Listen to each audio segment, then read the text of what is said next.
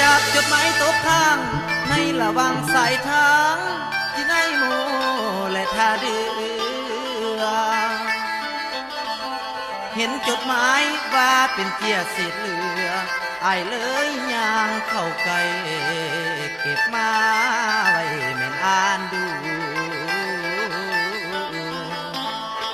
ในจดหมายเขียนไปถึงยอดสู้ผู้เล่าซื้อบัวลอย